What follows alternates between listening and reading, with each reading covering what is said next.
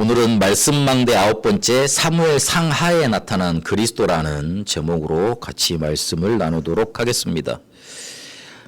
실제로 사무엘 상하를 살았던 그리고 상하 시대에 나타났던 사람들이 무응답의 시대 속에 처음을 시작했습니다.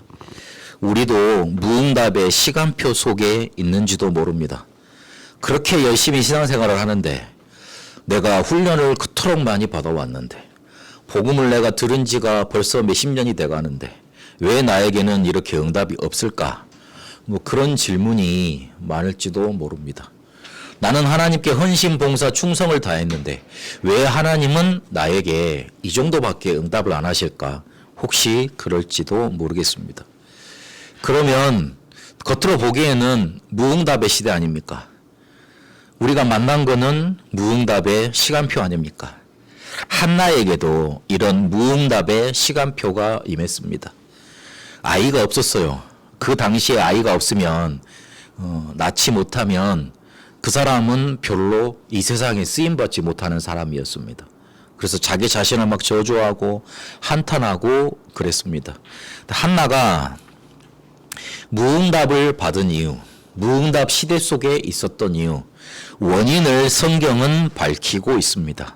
뭐라 그러셨냐면 사무엘상 1장 5절에 보니까 여호와께서 임신하지 못하게 하셨다 그랬습니다.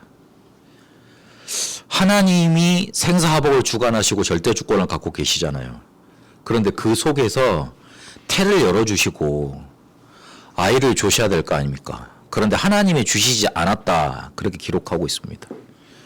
한나가 몸이 약해서 아니면 다른 이유 때문에 아이를 못 낳는다 그렇게 기록하지 않고 여호와께서 임신하지 못하게 하셨다 그랬습니다.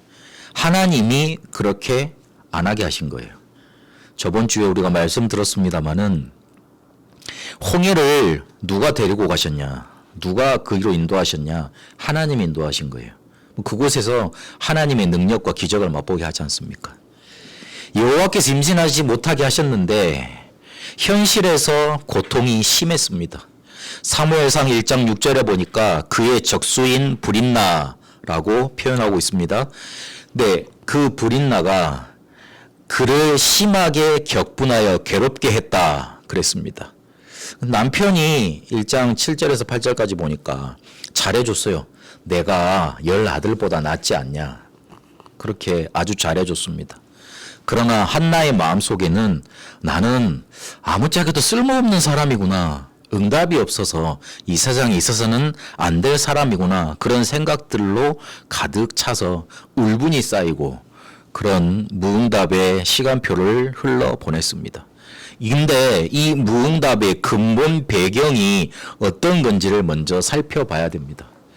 한나 한 개인만 보면 아이 못 낳는 거지만 그 무응답이 올 수밖에 없었던 하나님이 임신하지 못하게 하셨던 그 근본 배경이 뭐냐.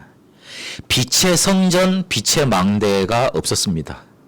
무슨 말입니까?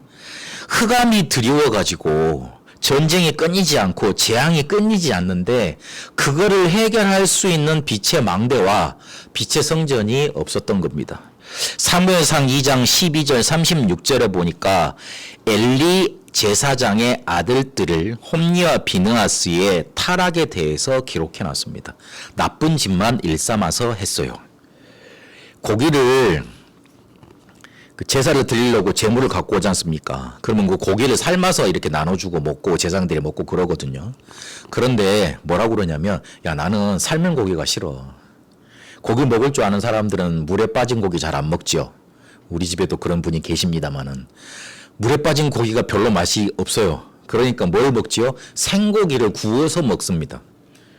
고기 좀 먹을 줄 아는 사람들이에요. 제사장들이 원래 그 제물들을 이렇게 제사 드리고 난 다음에 남은 부분들 먹고 그러지 않습니까? 그걸 물론 삶는단 말이에요. 근데 그거를 내가 먹기 싫으니까 그냥 그 생으로 나한테 가져와. 그렇게 하고요. 그러면 하나님이 만들어 온 제사법 그리고 그 뭐 이렇게 율례를 다 깨트리는 거잖아요. 그리고 거기 수종 두는 여자들이 있어요. 그 여자들을 겁탈했어요. 아주 이상한 짓을 많이 했죠. 지금도 하여튼 그렇습니다만은 근데 이 사람들이 그렇게 나쁜 짓을 많이 했다. 그것만 보면 안 됩니다. 이 사람들이 어떤 사람들이죠?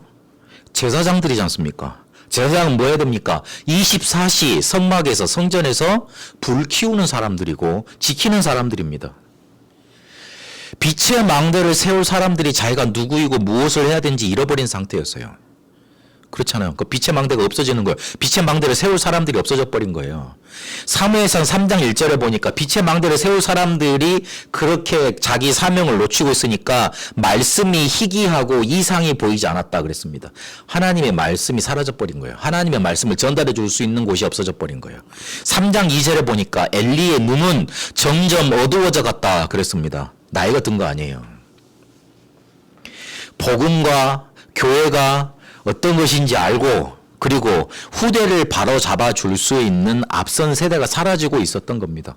그러니 그 배경 속에서 한나가 응답 못 받는 건 당연한 거 아닙니까? 빛의 망대가 없죠. 말씀이 사라졌죠. 우리를 제대로 지도해 줄 지도자가 없죠. 그런 사람들은 힘이 들어가고 있죠. 그러면 빛의 망대가 완전 사라진 거 아닙니까? 그럼 그 속에서 나한테 온 응답은 당연한 거 아닙니까? 그런데 한나가 응답을 받습니다. 응답으로 전환점을 맞이하게 됩니다. 그 전환점이 어디에 나오느냐? 사무엘상 1장 11절에 서원하여 하나님께 기도합니다. 아들을 내게 만약 주시면 나시린으로 하나님께 드리겠습니다. 평생 머리에 삭도를 대지 않겠습니다. 그렇게 하나님께 서원합니다. 무슨 말이죠? 언약을 잡았다는 뜻입니다. 단순히 서원했다는 게 아니고 언약을 잡았어요. 지금 이 시대가 필요하고 하나님이 절대적으로 주고자 하시는 것, 그거를 잘 알았다는 뜻입니다. 단순히 사람 한 사람만, 인구만 하나 늘려줄 사람만 구한 게 아니고 이 흑암시대 속에 찾아온 무응답을 끝내줄 빛의 망대가 필요하다고 붙잡았던 겁니다. 한마디로 말을 해서 하나님의 절대 계획을 붙잡았던 겁니다. 이 기도를 보고 처음에 엘리가 왜 너 술 취해서 하나님께 그렇게 하고 있느냐 이렇게 착각을 하잖아요. 그러니까 한나가 아닙니다. 주의 여종이 너무나 마음에 울분이 쌓여서 하나님께 이렇게 간절히 기도하고 있습니다. 그러죠. 엘리가 사무엘상 1장 17절 18절에 보니까 축복합니다. 근데 그것을 한나가 어떤 걸로 받았냐? 언약으로 응답으로 받고 돌아가서 근심빛이 하나도 없었다. 그렇게 성경을 기록하고 있습니다. 근심빛이 없었다는 말은 무슨 말이죠? 아, 하나님이 이제 내게 응답하시겠구나. 확신 딱 가지고 간 거잖아요. 그 뒤에 바로 사무엘을 낳는 응답이 나타납니다. 엘리가 그 당시 때 어떤 사람이었습니까? 아주 노쇠한 사람. 그리고 우리가 지금 평가하기로를 그냥 사사 중에서도 별 볼 일 없었던 사람이라고, 능력이 없었던 사람이라고, 그래서 그 아들 때 그렇게 부패하고 타락했다고 그렇게 평가하고 있습니다. 우리는 좋은 목사님의 설교를 듣고 인품을 배우고 괜찮은 예배당 속에서 응답을 들어야지만, 예배를 드려야지만 응답을 받는 거라고 생각하고 있습니다. 정말 하나님을 믿지 못하고 말씀을 놓치고 있는 그런 신앙입니다. 하나님을 믿고 하나님이 주의 종을 세워서 내게 말씀하시고 그 말씀을 성취하시면서 인도해 나가신다. 그걸 믿어야지만 하나님의 사람이에요. 내가 어떤 좋은 목사님, 그리고 인품 좋은 목회자, 그리고 좋은 환경 속에 있는 교회, 그것만 따지고 따라간다. 그것만 가지고 따라간다. 그러면 겉만 본다는 소리 아닙니까? 딱 그러면은 사회에서 말하는 그냥 클럽 생활 아닙니까? 그렇잖아요. 이 클럽 갔는데 저 클럽이 새로 개장 오픈을 했어. 가보니까 물이 좋아. 옮겨 다니는 거잖아요. 결국 그런 것밖에, 그런 유의 신앙생활이라니까요. 그럼 그 사람이 진짜 하나님 믿는 사람입니까? 제가 시골에서 신앙생활을 할 때 제가 같이 사역하시던 그 목사님이, 대학을 사역하시던 목사님이 목사 생활을 하시다가 귀신이 들리셨어요. 목사님이, 다른 성도가 아니고, 그랬는데 그 목사님이 복음을 듣고 치유가 되셨어요. 근데 그 뒤로 별로 그렇게 말씀하시나 하는 거 보면 온전치를 못 하셨어요. 어떤 때는 좀 이렇게 답답한 말도 하시고 막 그러셨어요. 그런데 그 목사님이 현장에서 전도한 제자가 있었는데 그 제자가 그 교회에 평생 붙어서 헌신을 하고 나중에 장로까지 되더라고요. 우리가 보기에는 저 교회에 붙어 있겠냐 생각을 했는데 그렇지 않더라고요. 제 여자 선배였어요. 그 여자 선배 장로님은 딱 그 목사님을 하나님의 종으로 여기더라고. 그 하나님의 종을 통해서 나한테 복음 주신다고 딱 믿더라고요. 교회가 아직도 든든하게 잘 지탱되고 있더라고요. 가끔 와서 확인해 보니까. 그 목사님은 돌아가셨어요. 그랬는데도. 그래서 야, 저 사람이 진짜 신앙인 아닐까. 큰 교회 갈 수도 있고 좋은 교회 갈 수도 있고 그리고 누구 목사님 설교 좋다 그러니까 그것도 갈 수 있는 그런 사람이었어요. 충분히 그럴 건덕지가 되잖아요. 우리 목사님은 영적으로도 좀 시달리시고 그리고 뭔가 이렇게 매력도 없고 교회는 작고 그러니까 할 수도 있잖아요. 근데 평생 그 교회에 헌신하더라고요. 보면서 그래 하나님은 저 마음을 보고 저 언약 붙잡은 걸 보고도 축복하지 않으시나 그 생각이 들 정도로 하나님이 정말로 믿어진다. 그러면 교회 속에서 예배 드리면서 주의 종을 통해서 오시는 그 말씀이 메시지가 사람의 소리로 들리지 않습니다.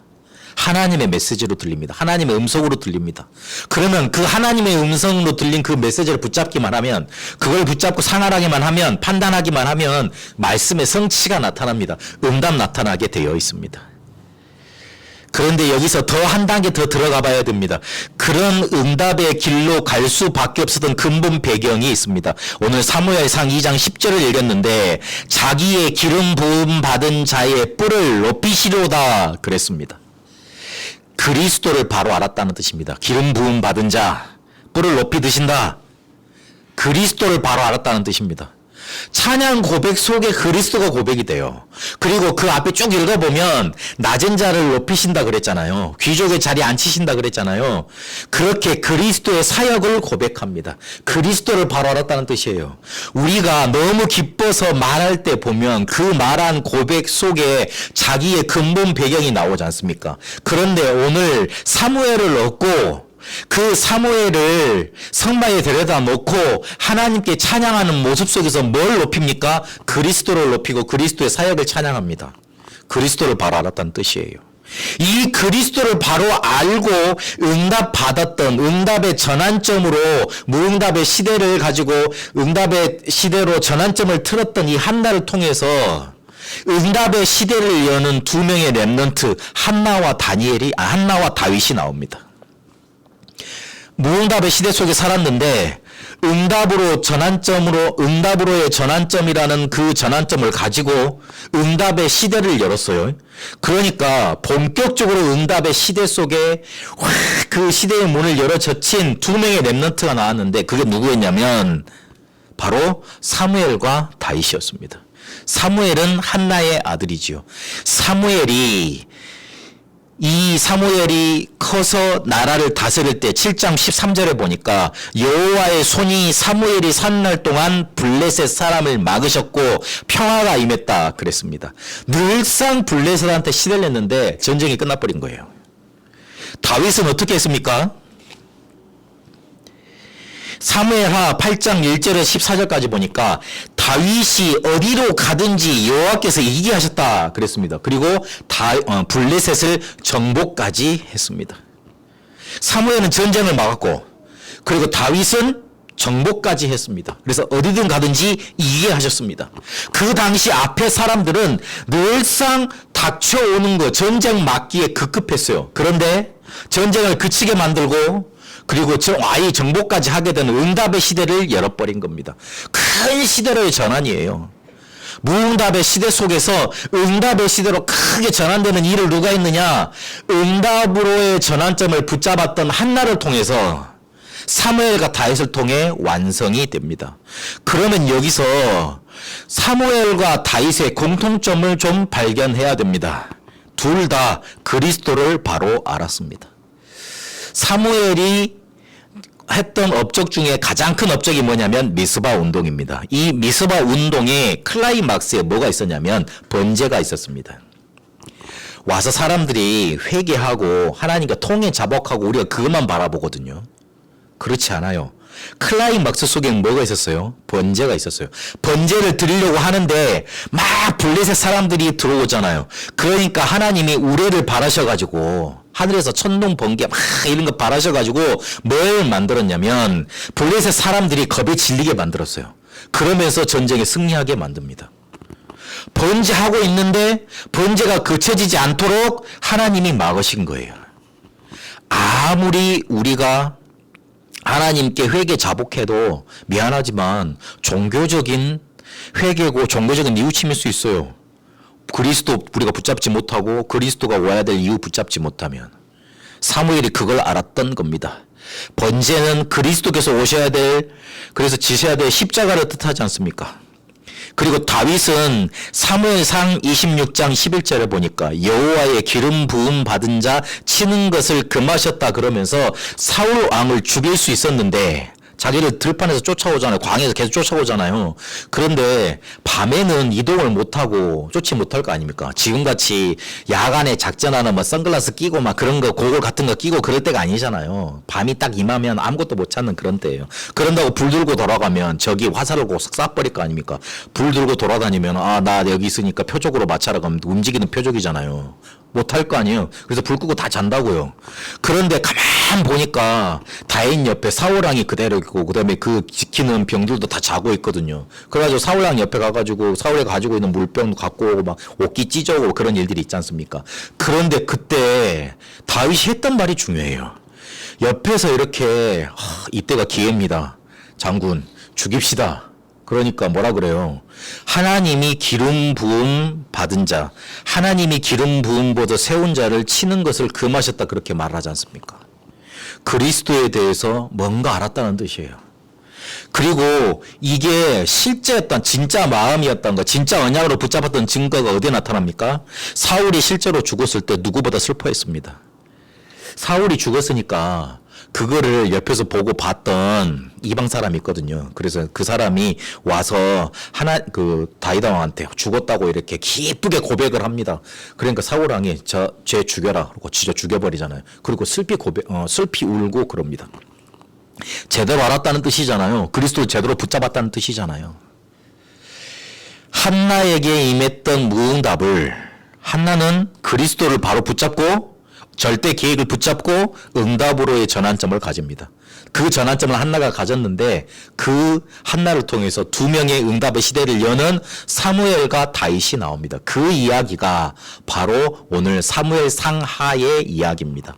그런데도 공교롭게도 응답의 시대를 열었던 사람들이 공통적으로 강하게 붙잡았던 언약이 뭐냐면 그리스도입니다. 그러면 우리의 무응답을 어떻게 풀어가야 되겠습니까?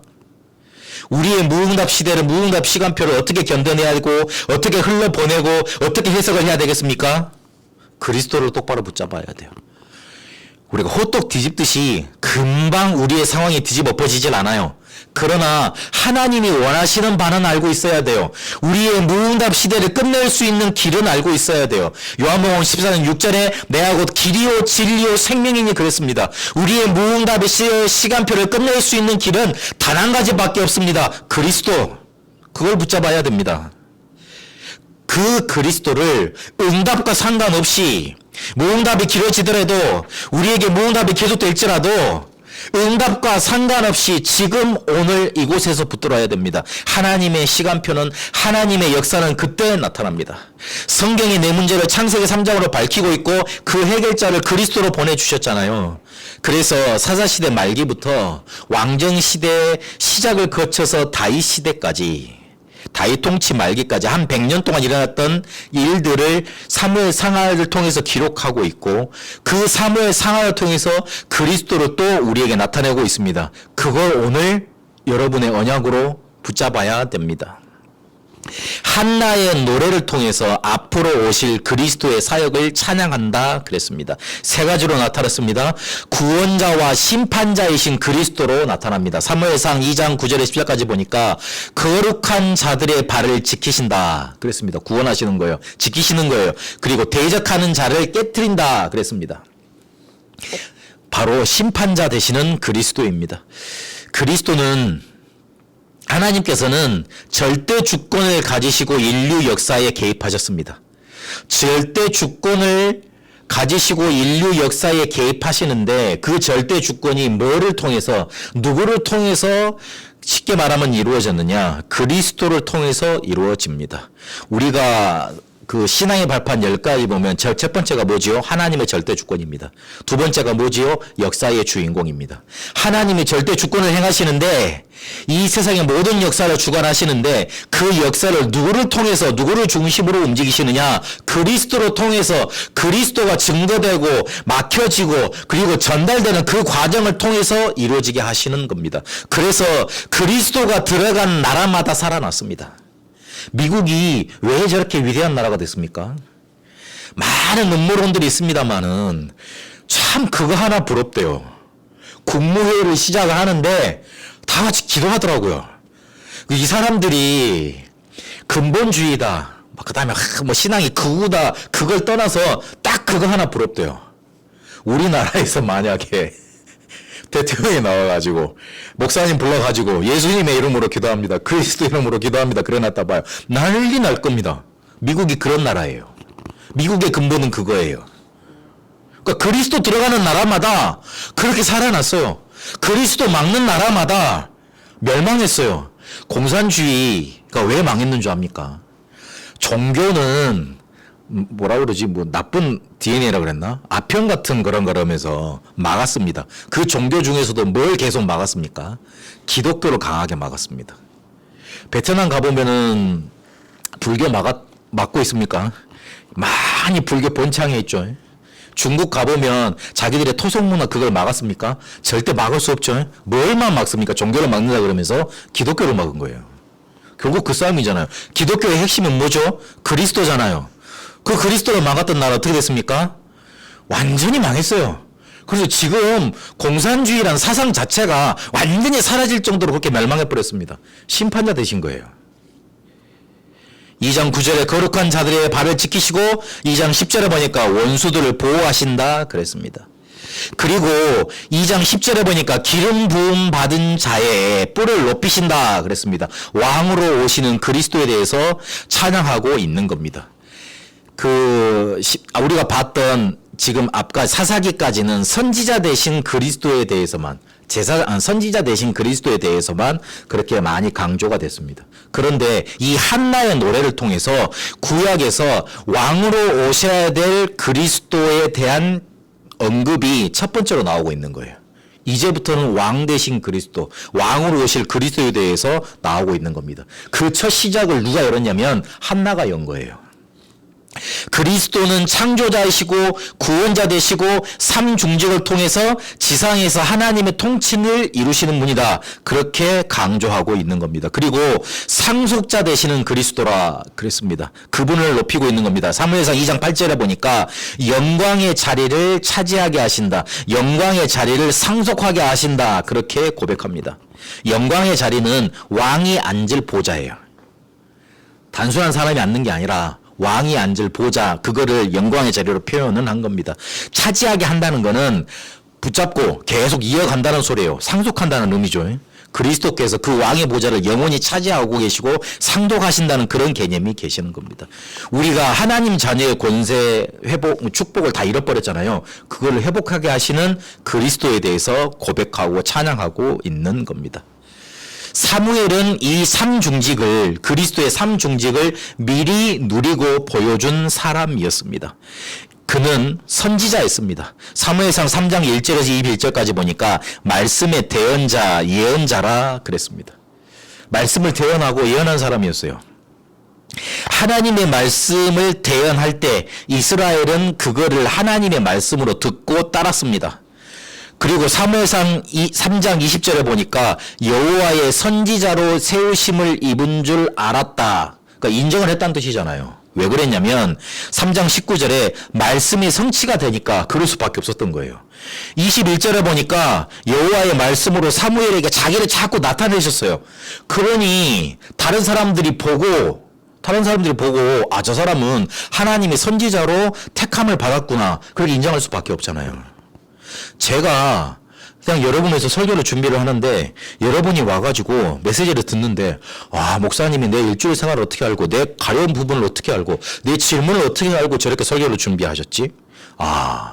저 사람이 나를 잘 아는 게 아니고 나를 위해서 기도를 많이 하시는 분이고 또 하나님이 나에게 답을 주시려고 우리 목사님을 나에게 말씀의 대언자로 세우셨구나.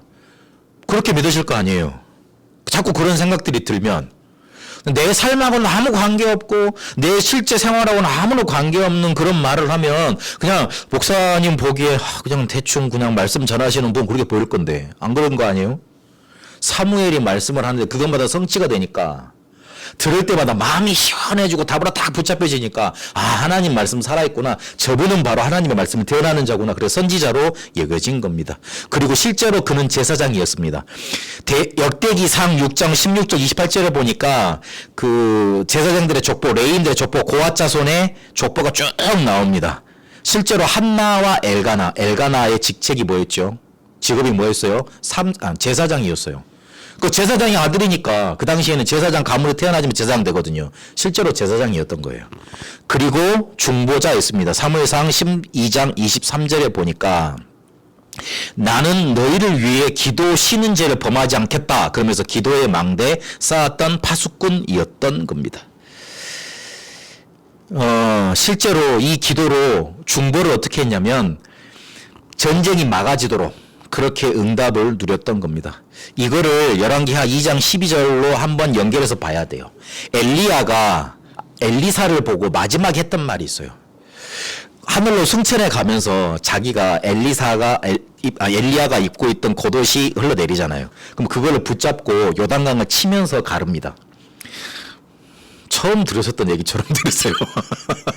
갑절의 영광 구한강 그것만 생각이 나시죠? 근데 그 뒤에 보면 그 겉옷을 붙잡고 뭐 했냐면 요단강을 치면서 건너요. 근데 요단강이 갈라지거든요. 그때 엘리사가 고백했단 말이에요. 엘리야를 보고 이스라엘의 병거여 이스라엘의 마병이여 그럽니다. 지금 말로 하면 우리나라의 탱크여 우리나라의 미사일이여 그런 말이에요. 그럼 무슨 말이죠? 엘리야 한 사람으로 인해서 이스라엘이 지켜졌다 이 말이에요. 우리가 기도로 망대를 쌓으면 그렇게 파수꾼으로 이 나라를 지키고 우리 가정을 지키고 현장을 지키고 우리 자신을 지키는 겁니다. 그걸 했던 사람이에요. 중보자. 그리고 미스바 운동을 일으켰습니다. 미스바 운동을 회개 운동이라고만 알고 있더라고요. 그렇지 않습니다. 번제 드리는 것이 미스바 운동의 핵심입니다. 그걸 놓쳤던 이스라엘 백성이 그러니 당연히 타락으로 빠지는 거예요. 복음 놓치면 당연히 사람들한테 흑암이 임하잖아요. 흑암이 임하면 어떻게 됩니까? 죄가 따라오지요. 죄가 따라오면 어떻게 됩니까? 사단 역사하잖아요. 그 원리를 모르더라고요. 왜 사단, 죄, 지옥 같이 말합니까? 항상 따라다니는 존재니까. 항상 같이 붙어 있으니까. 항상 뭔가를 연쇄적으로 파고 들어오니까 그러는 거예요. 그래서 사무엘이 그리스도 영적인 거 바로 알았기 때문에 미스바 운동 속에 뭘 했냐면 회개만 하고 끝한 게 아니에요. 그리스도 빠진 회개는 종교적 뉘우침 후에이지 하나님이 원하시는 건 아니잖아요. 복음을 제대로 붙잡았어요. 그러니까 그곳에 하나님의 역사가 일어나는 거 아닙니까? 그걸 했던 제사장이었습니다. 그리고 마지막 사사였습니다. 사무엘상 7장 15절 16절에 보니까 사는 날 동안 이스라엘을 다스렸고 베델, 길갈, 미스바로 순회했습니다. 엘리는 가만히 한 곳에 실로에서 길갈입니까? 실로에서 성막이 있는 곳에서 이렇게 통치를 했지만 사무엘은 그렇지 않았어요. 전국을 돌아다니면서 통치하고 메시지를 전하고 그랬던 사람입니다. 다윗은 하나님의 마음에 합한 선한 목자였습니다. 선한 목자 대신 그리스도를 예표합니다. 실제로 그 사람 다윗은 목동이었고 하나님이 목동 시절에 다윗을 선택했다고 시편 78편에 말하고 있습니다. 사무엘상 17장 34절 45절에 보니까 목동할 때 그 사람의 자세가 나타났어요. 양 한 마리도 잃어버리지 않았다 그렇게 말을 합니다. 그러니까 아주 성실한 일꾼이고 그리고 목동으로서도 아주 이렇게 뛰어난 사람이었던 겁니다. 요한복음 10장 11절 15절에 보니까 선한 목자는 양들을 위해서 목숨을 버린다 그랬습니다. 그만큼 자기의 목숨을 버릴 만큼 선한 목자 대신 그리스도의 잖아요. 그 그리스도를 다윗이 예표하고 있는 겁니다. 그리고 하나님의 마음에 합한 자였습니다. 사무엘상 16장 1절에 13절에 보니까 다윗을 왕으로 차기 왕으로 세우시기 위해서 기름 부으러 가라고 사무엘한테 하나님이 명령하십니다. 사무엘이 깜짝 놀래요. 왕이 살아있는데요. 하나님이 사울을 버리신 줄 알지만, 그래서 사울을 그다음부터 보이진 않았지만 깜짝 놀라는 거예요. 왕이 살아있는데 만약에 다른 왕을 세우러 간다고 가면 그 옆에 소문이 안 날 겁니까? 그렇잖아요. 사울을 왕으로 세운 사람이 사무엘이잖아요. 킹메이커잖아요. 근데 그 킹메이커가 다른 왕을 세우러 가. 그러면 살아있는 왕이 그걸 가만히 두고 보겠습니까? 사무엘을 죽이려고 그러겠지. 그러니까 하나님께, 하나님 나를 데려가시려고 그래요. 왜 그러세요? 그러니까 야, 그럴 줄 아니까 네가 가서 제사 드린다고 그러면서 가. 그래 가가지고 누구니까 이새의 집으로 갑니다. 이새의 집에 가가지고 아들들이 딱 선을 보잖아요. 첫째 맏아들부터 사무엘 마음속에 이야, 하나님이 이 아들을 나중에 왕으로 세우셨구나, 택정하셨구나. 그래서 기름 부음을 딱 부으려고 그러는데 하나님이 잠깐 스톱. 잠깐 스톱. 그 손 내려놔. 그러시면서 나는 사람의 마음 중심을 본다 그랬습니다. 마음에 합한 자를 하나님은 찾고 계시는 거예요. 그러면서 다윗이 딱 오자 하나님이 내가 택한 사람이 바로 다윗이야. 그 사람한테 기름을 부어라. 그렇게 하나님이 명령을 하시죠. 사무엘상 16장 7절에 보니까 하나님은 외모를 보시지 않고 중심을 보신다 그랬습니다. 마음을 보신다는 거예요. 창세기 3장, 6장, 11장으로 가득 차서 마태복음 6장 32절에 사로잡혀 있는지, 아니면 마태복음 6장 33절이 그 사람을 사로잡고 있는지 하나님은 아시잖아요. 사울이 왜 망했습니까? 창세기 3장, 6장, 11장에 가득 차 있잖아요. 그러니까 뭐에 사로잡힙니까? 마태복음 6장 32절에 딱 사로잡히잖아요. 그 사람을 또 세우라고요. 그런 사람을 또 왕으로 세우려고요. 하나님은 마태복음 6장 33절에 붙잡힌 자, 그런 사람을 찾고 계셨던 거예요. 그러면 마태복음 6장 33절은 어떻게 됩니까? 어떻게 해야지만 우리가 그렇게 마음이 변화됩니까? 요한복음 7장 37절 38절 예수님이 하신 말이에요. 너희가 내 말을 들으면 너희 속에서 생수의 강이 흘러 넘치리라.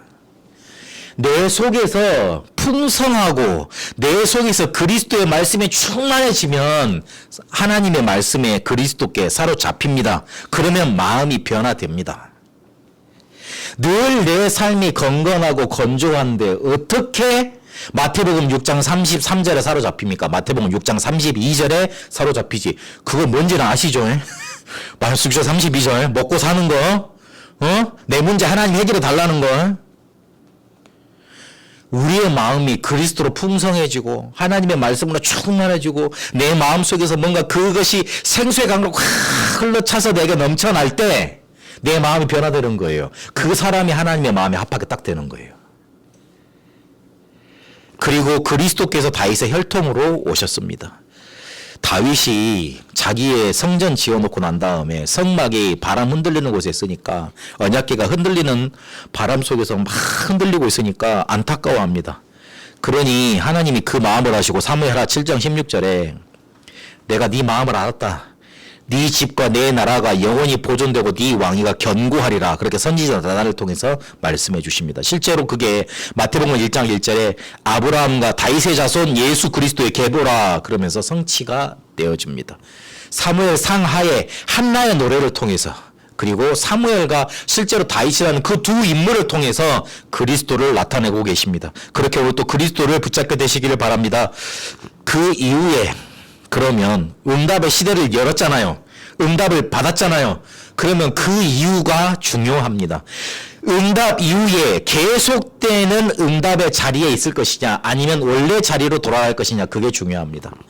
창세기 3장, 6장, 11장에서 성령의 인도, 역사, 열매로 여러분 자리를 움직이세요.